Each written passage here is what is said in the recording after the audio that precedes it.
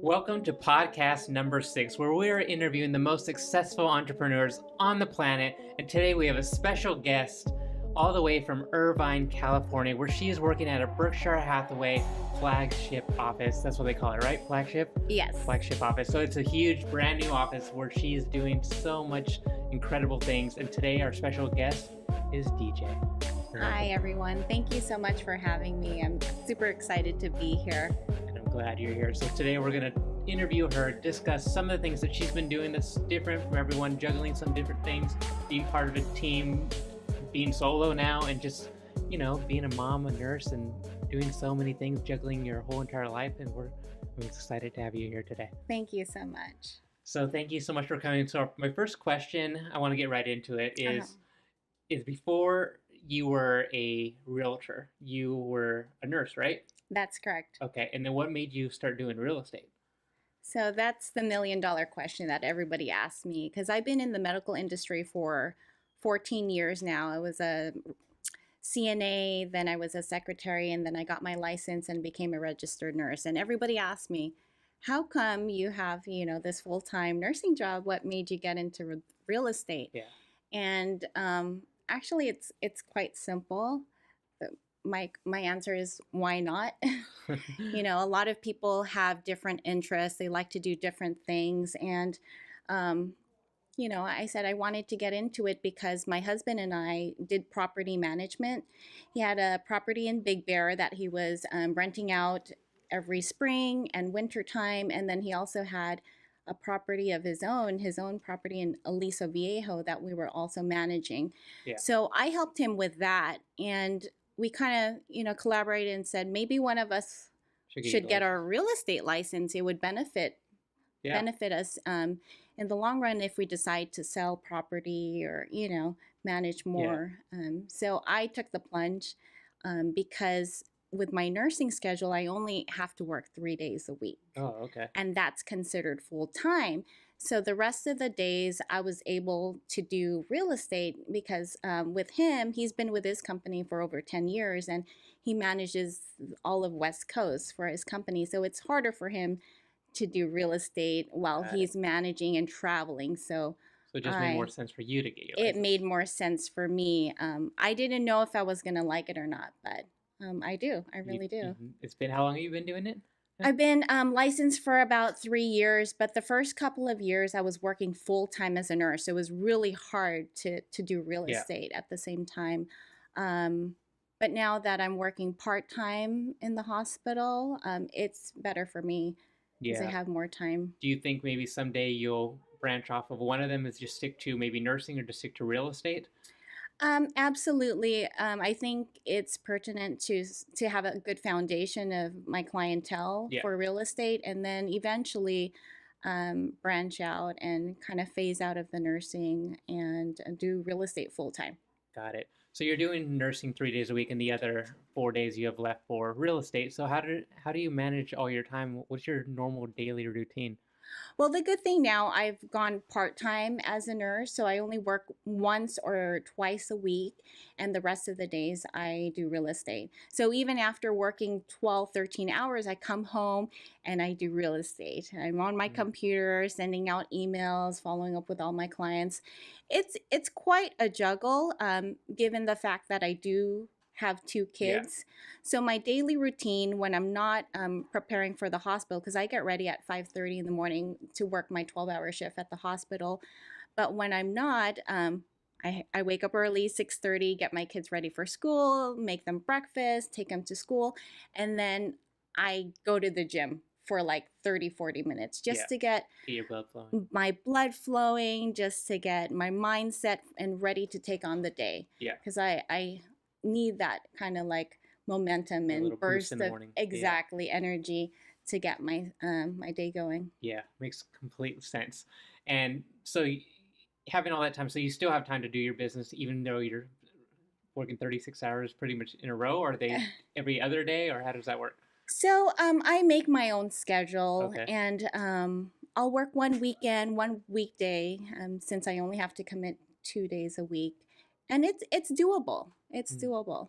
Okay. Yeah. And so Is that maybe a reason that you first joined a team because you're doing part-time, wanted to learn from them, or why did you join the team to begin with? Oh, yeah, absolutely. So when I first joined Berkshire Hathaway, we were part of all of the new agents were part of a mentee Mm. program, a mentor program where we had to work under them and close our first three transactions. And then after that, we had an option to either go solo or join a team. And I think that when because I was still working full time in the hospital, it was really great for me to join a team because when I'm there, they can help me with my clients if they have to do showings or answer questions about escrow stuff that Yeah. I can't get to right away. That's the good thing about having backup in a team is because you can fall on them to help Yeah. you with your transactions. And of course, being that they're successful and they have a team, they have a lot of experience that I was able to gain from them, Yeah. So which you're is able to learn from them, use some of their techniques and marketing skills. absolutely. Got it. And then you decided to go solo after that. After you're on two teams before that, right? Yes, I had the opportunity to be on two very, very successful teams in which I've gained so much experience and knowledge. Um, and now, just recently, probably a month now, I decided to go solo. So Yeah. it's something new for me. I'm kind of scared, but we'll see. We'll take it day by day. Yeah. Has it been feeling any different besides not being on a team now? To be honest, it's a bittersweet. Just because I'm still fairly new, I would say, as a real estate agent. But this way, not being on a team, I can kind of just manage my time a little bit more. Yeah. Sometimes when you're part of a big team and they have a lot of production, you kind of have to make the available time Yeah. whenever they feel they need the help. And sometimes having two kids and having another job, it's hard for me to do that. So now that I'm solo, I can kind of like just manage my time a little bit more. Got it. And since you became solo, I noticed you just listed your own home, That's right? correct. Yes. How has that experience been being, on the selling side now? Besides being a realtor, now you get Uh-huh. to see what it's like to be the seller dealing with everything. Has it been Yeah. stressful or what's going on there? It was stressful just preparing for the house because it was my own. Yeah. There's a lot of things. I kind of was very tedious about stuff and OCD and just making it perfect because I Yeah. felt that since it's my own home, I had to kind of make an impact and use that to leverage, other potential clients. So I had to, just declutter all my kids' stuff and just managing everything and marketing my place. Prior to listing my home, I had like 800 door hangers. And so I went out and part of them I did, but some other Yeah. people helped me. But we went out into the neighborhood and tried to gain as much traction from my neighbors to come in to my open Your house for open the house. Yeah. first weekend. And you had a big turnout, right? We had a really good turnout because most of the open houses I've been doing lately haven't had a lot of people come by. But that first weekend, we had almost 100, like 70 people come over. Yeah, that's impressive. So that's quite a bit of. From doing your work, I see you're posting on Instagram, you're doing your door hangers. What else were you doing to market it? To be honest, I never did much marketing. I wasn't spending dollars on you know um, marketing, but I feel that I need to now. So Yeah. I'm gonna start farming an area. I'm gonna use the listing of my home to kind of leverage that neighborhood. So I'm gonna start sending out postcards.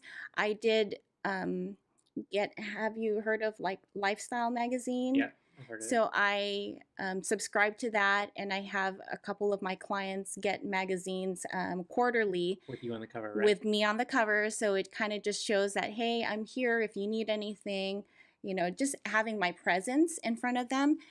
Because a lot of times people just forget about you. You have an interaction with them and then they forget, and then they use the next realtor that's always like sending them mailers or calling them. So I think getting into people's presence, it really helps. Yeah. Since you work at the hospital, Could you drop off those magazines in all the waiting rooms there?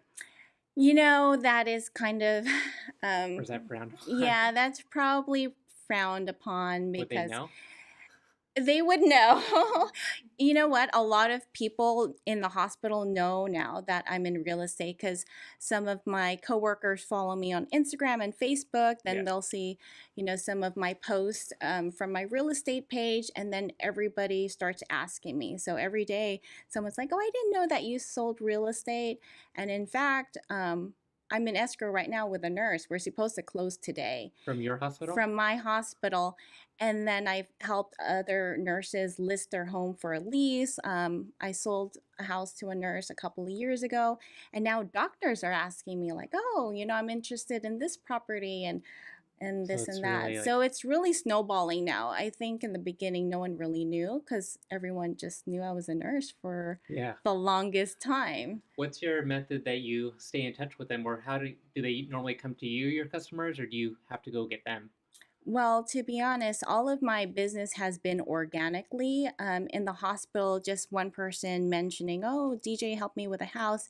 And then it just kind of started with one person, and now a lot of people know about it. So I like to keep in touch. So when I see them at the hospital, um, I'll share stories with them, like, "Oh, did you know that I helped Ray and this and that? Yeah. Are you ever interested in selling your home, or where do you live?" I start off the conversation by, "Where do you live? Do you ever, have you thought about selling or you're buying?" And then we'll go into the conversation of, "Oh, did you know that I sell real estate?" Yeah. And "No, I never knew that." And so it started off like Is that. that your way of talking, or were you taught to ask people those questions? It was just me, just talking to people. I never really, well, I lied. I did have friends that were successful, and I asked them, like, "How did you get all these clients?" They Yeah. said, "You need to just talk to people. You Yeah. need to get out there and talk to people." Meet Because friend no one's people. Yeah. ever going to know. It's like if you're selling something, how are they going to know you're selling something if they don't know you're selling?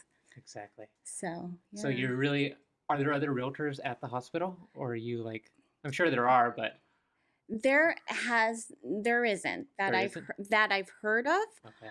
but now that people know that I'm in the real estate business, they've asked me how to get into it. Now they want They to. want to be And in I'm it like, too. "No, wait a minute. I'm supposed to be the only one selling real estate in the hospital."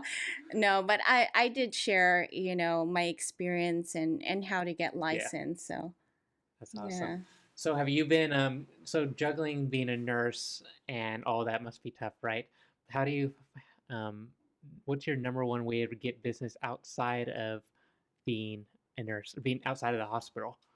Oh, that's a good question. Yeah, you're right. Juggling is Yeah. is quite tough, but I feel like with my nursing background, all we do is juggle.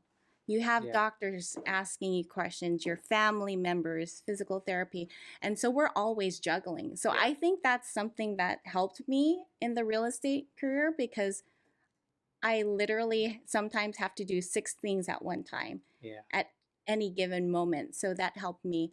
But as far as getting other clients outside of the hospital, what I've recently started doing was farming the gym Mm. because I'm there all the time. And so it's a routine. People know that I'm going to be in there at 8:30 in the morning, and then I leave at like 9:15, 9:30. So it's more of like familiarity. So Yeah. they see me, and then when I'm wearing gear from Gabby, uh they stop me in my tracks. They'll ask me like, "Oh, wow." They'll ask you So about real estate? they'll ask me about real estate, and then, "Where do you sell?" Or and one person actually said, "I want to use you when I When they're ready. when they're ready." So That's it, amazing. it definitely has helped. I think, yeah, just getting out there, making sure people know that you sell real estate, excuse me, not real estate, real Real estate, estate, yeah. then yeah, you It's just so it's more people that see you and know what you do, it's more right. chances of getting business, right? Yeah, absolutely. Got it. And recently, what I'm going to start doing is all of my friends who are business owners, now that I have the magazines and cards, I'm going to drop off magazines to their place. And That's smart. so, like, one person has a nail salon. women are waiting to get their nails done, and if they see my magazine, they're going to pick it up and look at it. That's a really good idea. Next to, some business cards. So all of the, business owners that I know, I'm going to just try to tap into that as much as possible. Are you going to sprinkle in a bunch of business cards in the magazine so when they open it up, it falls on It their just lap? falls out? That's a good idea. I haven't thought about that, but that would be funny. Yeah. And so I just have one more question for you before we Yeah. open it up to the audience. Sure. So, and you've been amazing so far. All these answers just are inspiring, getting people out there just doing what you do. But basically, you're meeting people at the hospital, you're meeting people at the gym, doing the nail salon, doing open house. I'm sure everything that you're doing generates people coming to you. But how do you stay in touch with them, like someone who's ready, like not today, maybe in 3 months, 6 months, a year? What's your method to follow up with them? So now that I'm building my clientele and I have clients that I need to kind of keep in touch with, I have a CRM base where I get all their information. So I'll know when they bought a house from me, I can send them a card. If their mom, send them a Mother's Day card. So I think that's important. In the beginning, I literally just wrote it on a piece of paper. I'll put it in Word format. But now that I'm building my clientele, I think it needs to be a little bit more structured. Yeah. So I did invest in a CRM. Oh, okay. That's great. Yeah. Awesome. Well, thank you so much, DJ. You have been amazing. This has been podcast number 6 with our special guest, DJ. Thank you so much. And so now I want to open it up the questions to the audience. So it was a great podcast. I enjoyed it. My you. question is, how did you decide what office to work at? Like, what were you looking for in terms of, where to work or where to hang your license? Right. So I live in Mission Viejo, and I was originally part of Laguna Niguel. And the reason why I went there was after I got licensed, I got a flyer from the manager or broker, and I decided to interview there. So it kind of just worked out, Laguna Niguel. And then when I joined the team, the Avant team, they later on decided to move to Irvine because most of their business was there. So I kind of just went with them. But I'm glad I did because Irvine, the manager, David, he's amazing. And everybody there is just really nice, and kind of like the culture there is great. It's like family. You walk in and everyone says hi to you, and it's just a great feeling. That's culture. Yeah, absolutely. Hello, DJ. Hi. Pleasure meeting you, and too. enjoyed listening to you. Question I have for you, I know you started on a team, and that was probably required but it was convenient for you as well, Right. worked with your lifestyle. Do you envision yourself, sounds like you have a lot of contacts coming from everywhere, do you envision yourself creating your own team eventually? I was asked that question, and I think I can. I think I have the ability to do it, especially since I have great support. I think I probably, when that time comes, I'll be out of nursing and doing real estate full time and taking out more classes and just being well versed in the real estate industry. But I think I can. I definitely do have that ability to do that. Thank you. Hi, DJ. Good to see you. You too. What is your favorite thing about being in real estate? My favorite thing about being in real estate is just the connection with people. It's so simple. You're having a conversation, you're meeting people that are great. Like, you never know, you just broaden up your, Yeah. I don't know how to explain it, but it's just having that connection with people. Helping them in the time where they're entrusting in you in something huge, and that feeling of being able to help them is just so rewarding. It's kind of like nursing, when you're saving someone's life and you're helping them heal and getting back to their, their baseline state. It's that feeling of, wow, you helped me. Yes. So that's the thing. It's Awesome. just having interaction with people and building relationships. Yeah, I agree. Thank you. Hi, DJ. Hi. Amazing podcast so far. Thank So you. just people who are starting off, you being on a team, what some to do's or not do's that you would recommend, for someone who is starting off, since you have been on a team and now you're doing solo, what would you recommend if someone who's just starting off, like, what would you recommend for them as far as, how to kind of start being a real estate, anything that you would recommend?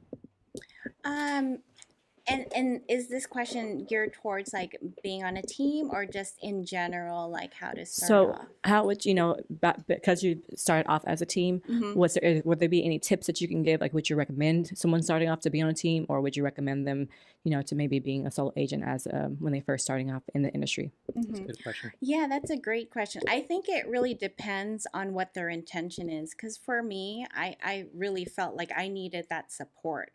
But if they're full time and they're ready to go full force with the real estate, I think give it a try. You never know. Sometimes you'll be successful on your own. You just need the resources to really help you. And for me, I just talked to all these successful agents. You got, Yeah. Zesty, and people that have been in the industry and just gained that knowledge, like what not to do, what to do.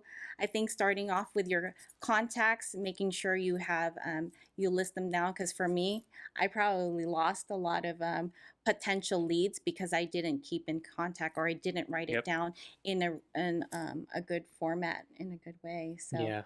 definitely that, because you never know later on down the line, these people are going to remember, like, hey, so and so is in real estate, let me go, Yeah. contact them. Absolutely. I'll be able to answer that question too from the other side of the perspective. Yeah. I didn't take the team approach. So I started off by myself and for a year, and that was going pretty well. And then after that, I decided to partner up, which is not joining someone else's team, but getting a partner. And that was going, I think it was going pretty well. It was just more of having someone to do things with. So it gets you out there to do things together. You're doing open houses together. I mean, you do split the money, so you're not making as much, but still it's just, I thought it was just more fun to have someone to do it with. And then went solo again, and then just things started taking off again for me as well too. But absolutely, I think it's a good idea to join a team to first start off with, a successful team like DJ did, because you get to see how the best are doing it. You get to learn from them, see their techniques, see what's working, and maybe see what doesn't work. Maybe you see something that they're doing that does not apply to you, kind of way, like you don't like that style, because you have to make it your own as well too. Right. These scripts and all that stuff that we're all reading, it took me, I don't know, 5 years into the business that I realized you don't read the scripts exactly what's on the paper. You change it to the way you talk. And as soon as I started just getting the gist of what the scripts meant and just saying it my own way, it just such a difference. It just added confidence. It added everything that I needed to, just do great things. So I think it is good to be part of a team, to learn everything you can, but all at the same time, maybe you don't work well with other people. And I know definitely I don't work well working for someone else. I have to be in charge of everything that I do, my schedule, my way, or it doesn't work out in my mind. So for me, I had to go solo because I just couldn't do it the other way. But absolutely, for anyone else, I do recommend going to team, because if you could handle listening to someone else, then do it. But for me, I can't. Yeah, and to piggyback off of that, I think that's one of the reasons why I decided to go solo, because I feel like I am a leader. Yeah. At the hospital, I'm actually relief charge nurse, so I take care of the whole floor. I have to oversee all the nurses, all the CNAs, facilitate and mediate all the problems that the doctors or families have. So Yeah. I feel like I'm a natural leader, so You're used to all that pressure and I'm everything used already. to all that pressure. So now that I'm solo, I get to breathe and just do things my way. Your Not way. that The the DJ team way. was the DJ way. Not that it was bad being No, on there's a team, different but- ways of doing everything. There's different Right. successful people in different Yeah. businesses and different ways of everything. And Yeah. I've learned that too. So thank you so much, DJ. Podcast number 6 has been amazing. It's been Oh, quite an honor to have I'm you here. so happy to be here. Great. And thank you so much for Thank having you so me. much. Is there one thing that you can maybe leave the listeners with, one tip that would change their lives? whatever? Yeah, I think that if you're interested in doing anything in your life, making a change, I think just go for it. Even if it's unorthodox. I mean, look at me. Coming from medical background, going to real estate, um, it's just opposite. But Yeah. you know what? At the same time, I love it. And yeah, just if you want to do something, go for it. Go for it. Well said. And thank you so much, DJ. This has been podcast number 6. So make sure to subscribe. We're on all platforms: Spotify, iTunes, Android platform, YouTube as well too, on Facebook and Instagram. I'll as well tag DJ, so you guys could go ahead and follow her too. This has been podcast number 6 of Property Cousin HQ. Thank you so much.